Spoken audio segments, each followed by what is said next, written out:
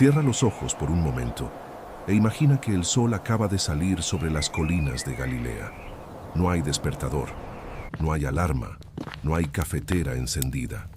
Hay humo, hay olor a madera quemada y a pan que empieza a cocinarse en una piedra caliente.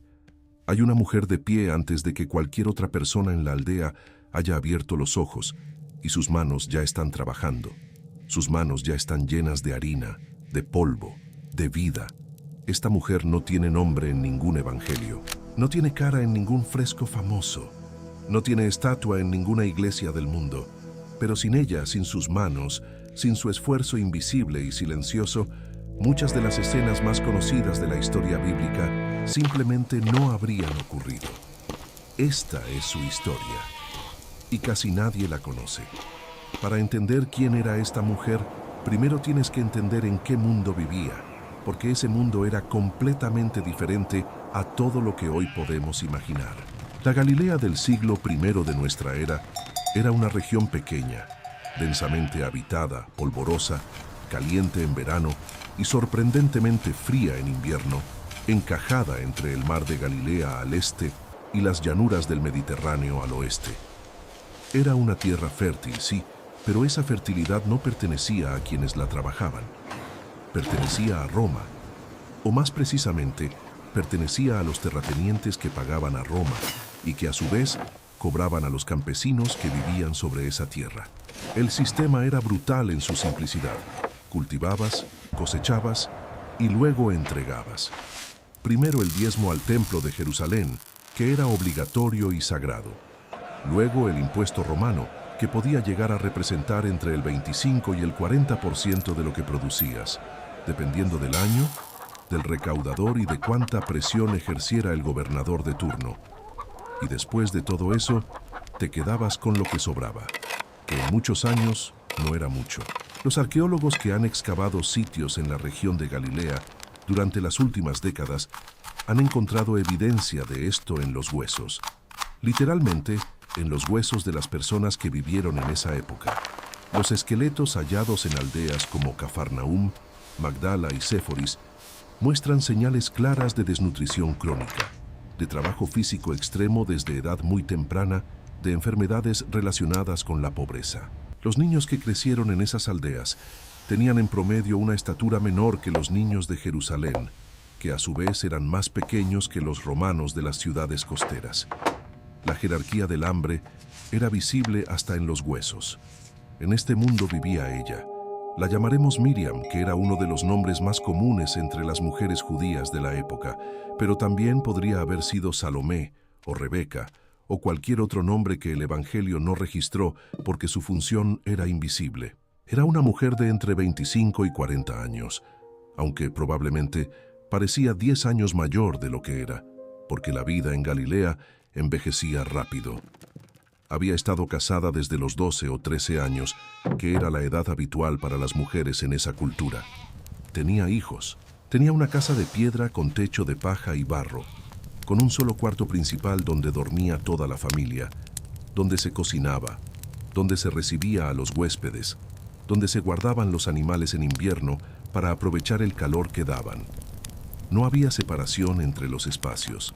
La vida entera ocurría en ese cuarto. Su jornada comenzaba antes del amanecer. Esto no es una metáfora ni una exageración poética. Era una realidad física, impuesta por las circunstancias. El fuego necesitaba tiempo para encenderse y alcanzar la temperatura correcta.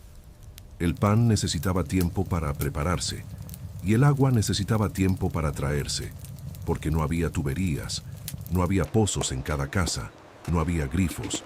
El agua venía de un manantial o de una cisterna comunitaria que en muchos casos estaba a 15 o 20 minutos a pie de distancia. En verano, esa distancia se recorría antes de que el sol subiera demasiado, porque la jarra de barro que se usaba para transportar el agua podía pesar entre 10 y 15 kilogramos cuando estaba llena. Y cargarlo bajo el sol de mediodía era una tortura que todas las mujeres de la aldea aprendían a evitar desde pequeñas. El pan era el centro de todo, no como metáfora religiosa, sino como realidad nutricional absoluta. El pan representaba entre el 70 y el 80% de la ingesta calórica de una familia campesina en Galilea. Los arqueólogos y nutricionistas que han estudiado la dieta del siglo I calculan que una persona adulta que trabajaba en el campo necesitaba consumir entre 2.000 y 2.500 calorías diarias para mantener su capacidad de trabajo, y la mayor parte de esas calorías venían del pan, no del pan suave y esponjoso que conocemos hoy. Era un pan denso, oscuro, hecho de harina de cebada o de trigo de baja calidad, mezclado con agua, sal y a veces un poco de levadura que se conservaba de una hornada a la siguiente, envuelta en un paño húmedo. El proceso de moler el grano era en sí mismo una labor de horas. Los molinos manuales de piedra que se han encontrado en excavaciones arqueológicas en Cafarnaúm y en otros sitios galileos muestran el desgaste enorme que producía su uso diario. Moler suficiente harina para alimentar a una familia de 5 o 6 personas tomaba entre 1 y 2 horas de trabajo físico constante, con los brazos, con la espalda, de rodillas sobre el suelo. Y luego estaba el aceite. El aceite de oliva era el segundo pilar de la cocina galilea. No solo para cocinar, sino para todo. Para iluminar la casa por las noches con lámparas de barro, para curar heridas, para hidratar la piel reseca por el trabajo y el sol, para conservar alimentos, para rituales religiosos. Los olivos de Galilea eran viejos, retorcidos, increíblemente resistentes, capaces de sobrevivir sequías que mataban otros cultivos. La cosecha de aceituna ocurría en otoño y era una de las fechas más importantes del año agrícola. Las familias que tenían acceso a un olivo o a un pequeño olivar estaban en una posición significativamente mejor que las que no lo tenían. El aceite se guardaba en jarras de barro selladas con cera o con tela encerada y se racionaba con una precisión casi matemática a lo largo del año. Ahora viene el momento que pocos imaginan. Porque ¿cuándo fue que esta mujer, esta Miriam invisible, se cruzó con la historia que todos conocen? El Evangelio de Lucas menciona que Jesús y sus discípulos eran frecuentemente recibidos en casas de personas que los apoyaban. Menciona a Marta y a María en Betania. Menciona mujeres que los servían de sus bienes. Menciona casas donde comían, donde descansaban, donde enseñaba. Cada una de esas casas tenía a alguien que cocinaba. Cada una de esas comidas que aparecen en los evangelios como un dato secundario, como un telón de fondo de la enseñanza principal, requirió horas de preparación por parte de alguien que el texto no nombró. Piénsalo así. Cuando Jesús come con Zaqueo en Jericó, alguien tuvo que preparar esa comida en muy poco tiempo, porque la visita fue repentina e inesperada. Cuando come con sus discípulos en la última cena, alguien preparó el cordero pascual, los panes ácimos, las hierbas amargas, el vino, la salsa de frutas que se llama jaroset. Cuando aparece comiendo pescado junto al mar de Galilea después de la resurrección, alguien había encendido ese fuego. Esas personas son el tema de este video. Y para entender su trabajo, hay que entender qué significaba cocinar en el siglo I, con todo el esfuerzo que eso implicaba. El fuego era el primer problema. No había cerillos, no había encendedores, no había gas. El fuego se hacía con pedernal y acero, o se conservaba del día anterior, porque encenderlo de cero era difícil y consumía tiempo. En muchas aldeas galileas había una especie de fogón comunitario donde se compartía el fuego, y las mujeres iban al amanecer a tomar una brasa para llevarla a su propio hogar. Este detalle pequeño, aparentemente trivial, cargaba un peso social enorme. El intercambio de fuego era también un intercambio de comunidad, de información, de vida cotidiana. Era en esos momentos cuando las mujeres hablaban, cuando compartían noticias, cuando se enteraban de que un maestro llamado Jesús había pasado por la aldea vecina. La cocina galilea del siglo I era una cocina de escasez creativa. Lo que esto significa es que las cocineras de esa época, sin tener acceso a mercados variados ni a importaciones de especias exóticas, habían desarrollado una capacidad extraordinaria para transformar ingredientes simples en comidas nutritivas y sabrosas. La investigación arqueológica y los análisis de residuos en vasijas de barro Han confirmado que las cocinas galileas usaban regularmente lentejas, habas, garbanzos, cebollas, ajos, puerros, pepinos, higos, dátiles, granadas, nueces, hierbas silvestres como el eneldo, el comino y el cilantro, y ocasionalmente carne de cabra o cordero, que era un lujo reservado para celebraciones o para recibir a huéspedes importantes. El pescado del mar de Galilea era más accesible, especialmente para quienes vivían cerca de la orilla, y se consumía fresco, salado o seco. Uno de los descubrimientos más fascinantes de la arqueología bíblica reciente tiene que ver precisamente con el pescado. El mar de Galilea, que los romanos llamaban lago Tiberíades, era en el siglo I uno de los cuerpos de agua más productivos del Mediterráneo oriental en términos de pesca. Se han identificado en excavaciones arqueológicas en la región restos de al menos 10 especies de peces distintas que se consumían regularmente. Una de ellas, el tilapia galilea, que hoy en muchos países se conoce popularmente como pez de San Pedro, era especialmente abundante y nutritiva. Se pescaba con redes desde embarcaciones pequeñas, se salaba en instalaciones específicas de las que hay restos arqueológicos en Magdala y se exportaba a otras regiones del Imperio Romano. El garum, una salsa de pescado fermentado que era el condimento estrella de la cocina romana, también era conocido en Galilea, aunque las versiones locales eran más sencillas que las importadas desde las costas del sur de España o del norte de África. Pero volvamos a Miriam y a su cocina de barro y piedra. Cuando recibía a un grupo de hombres para comer, la presión era enorme. La hospitalidad en la cultura judía del siglo I no era opcional ni negociable. Era una obligación moral, un mandato religioso, una señal de rectitud ante Dios y ante la comunidad. Recibir mal a un huésped, darle comida escasa o de mala calidad, era una vergüenza que podía perseguir a una familia durante generaciones. Así que cuando llegaban visitas inesperadas, cuando el grupo era más numeroso de lo previsto, cuando las reservas de aceite estaban bajas y el pan ya se había terminado, Miriam tenía que improvisar con lo que había, y lo que había era poco. Los textos rabínicos del período que rodea al siglo I, como la Mishnah y el Talmud, que aunque fueron escritos un poco después, reflejan costumbres y prácticas de esa época, describen con detalle la jerarquía de los ingredientes y cómo se administraban en una casa humilde. La carne era lo último que se servía a la familia en el día a día. Las legumbres eran el plato principal de la mayoría de las comidas. Una sopa espesa de lentejas con ajo y comino, servida con pan de cebada y un poco de aceite de oliva para mojar, era lo que comía la mayoría de la gente la mayoría de los días. En las celebraciones se añadía carne. En los días malos se reducía el aceite. En los días muy malos, el pan solo. Hay un detalle que casi nadie menciona cuando habla de la cocina bíblica y que los investigadores de historia alimentaria han comenzado a estudiar con más seriedad en los últimos años: el peso del combustible.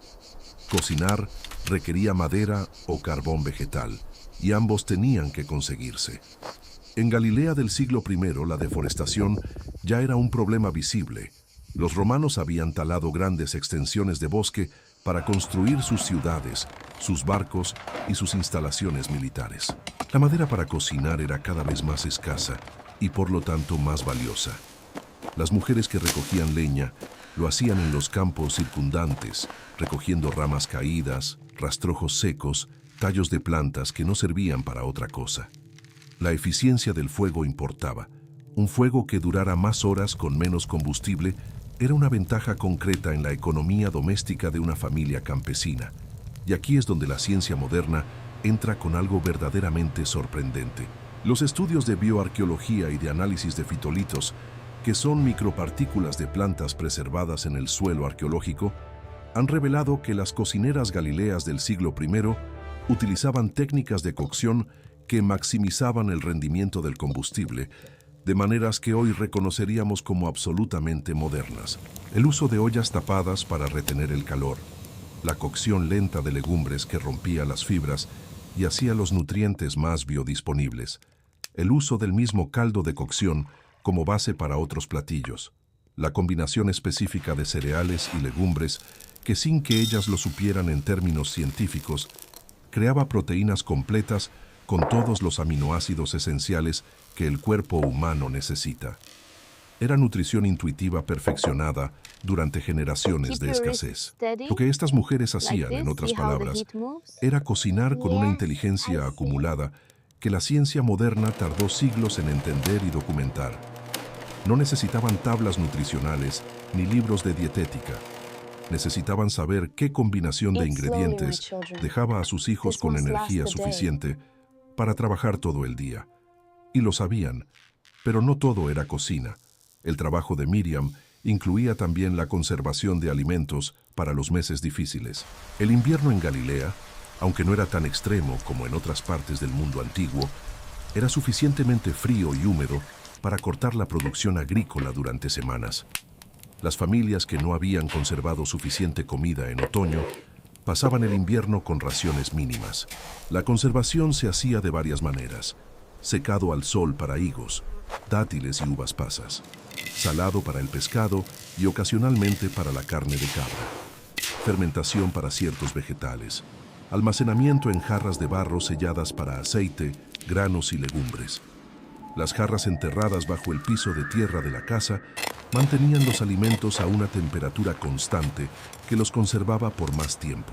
Los arqueólogos han encontrado estas jarras enterradas en decenas de sitios galileos, algunas todavía con residuos del contenido original que los análisis modernos han podido identificar.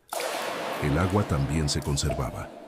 Las cisternas talladas en la roca bajo las casas o en los patios comunitarios recogían el agua de lluvia del invierno y la almacenaban para el verano seco.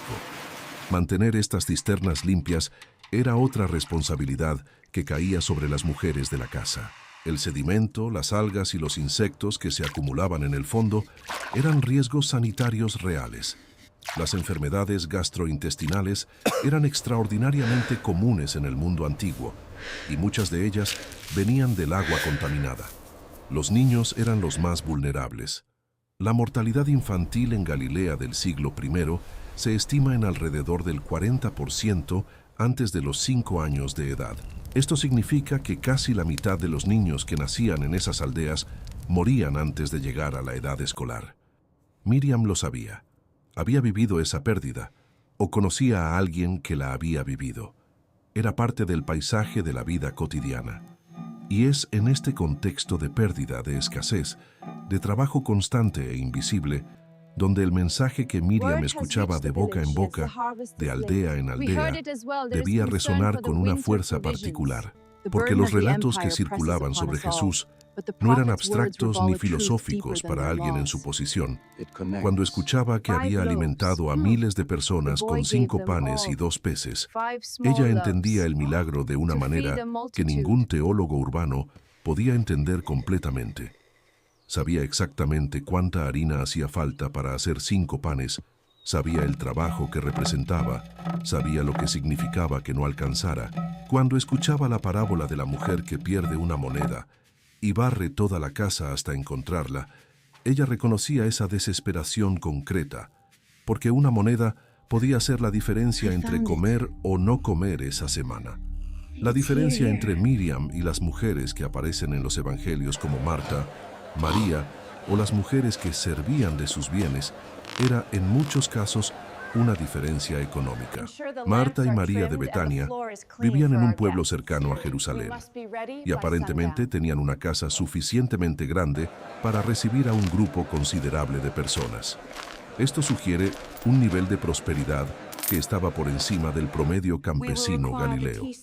Podían comprar en el mercado de Betania lo que necesitaban. Podían tener sirvientes. La famosa escena en que Marta reprocha a su hermana María por no ayudarla con la preparación de la comida cobra un significado diferente cuando entiendes que preparar una comida para 12 o 15 personas en el siglo I era una labor física de varias horas que no podía recaer sobre una sola persona sin consecuencias. Pero Miriam no tenía esa holgura. Miriam vivía en el límite. Y aún así, cuando los viajeros llegaban, cuando el grupo pasaba por su aldea, cuando alguien golpeaba su puerta, ella abría. y cocinaba, porque era lo que se hacía, era lo que su madre le había enseñado, y la madre de su madre antes de eso. La hospitalidad no era un gesto de abundancia, era un acto de fe en que el esfuerzo valía la pena, en que el otro importaba, en que la vida en comunidad requería de esos gestos pequeños y agotadores para mantenerse unida. Los estudios de antropología cultural sobre comunidades campesinas mediterráneas del período helenístico y romano tardío han llegado a conclusiones que no deberían sorprendernos, pero que de alguna manera siempre sorprenden. La mayoría de los grandes movimientos culturales, religiosos y sociales de la antigüedad fueron sostenidos logísticamente por personas que la historia oficial nunca registró. Los ejércitos marchaban porque alguien cocinaba para los soldados. Los templos funcionaban porque alguien los limpiaba. Los maestros enseñaban porque alguien les daba de comer.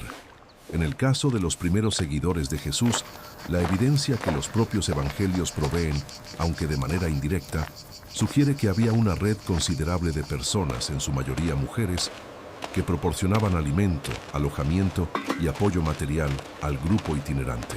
El Evangelio de Lucas, que entre los 4 evangelios canónicos es el que más atención presta a las mujeres y a los detalles cotidianos, menciona en su capítulo 8 que junto a Jesús y los 12 apóstoles viajaban también algunas mujeres que habían sido sanadas de espíritus malignos y de enfermedades.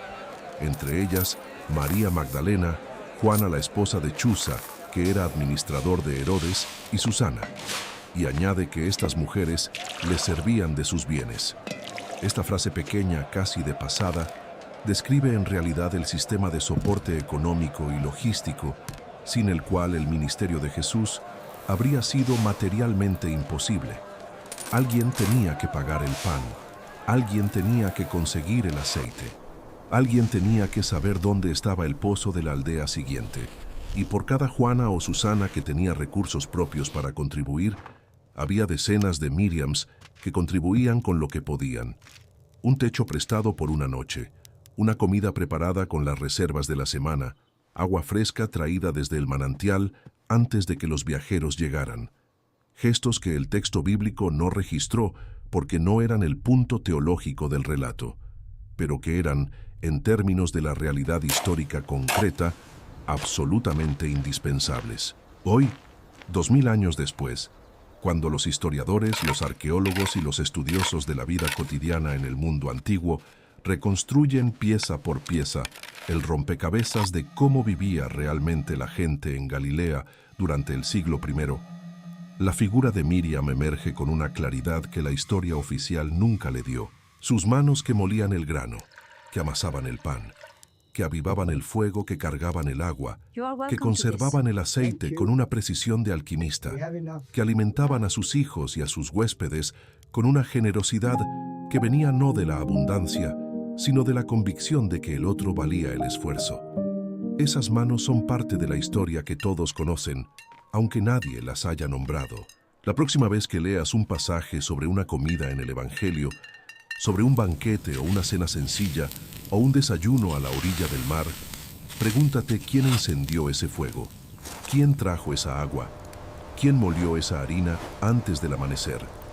Porque detrás de cada escena que la historia recuerda, había alguien haciendo el trabajo que la historia olvidó. Y ese trabajo importa.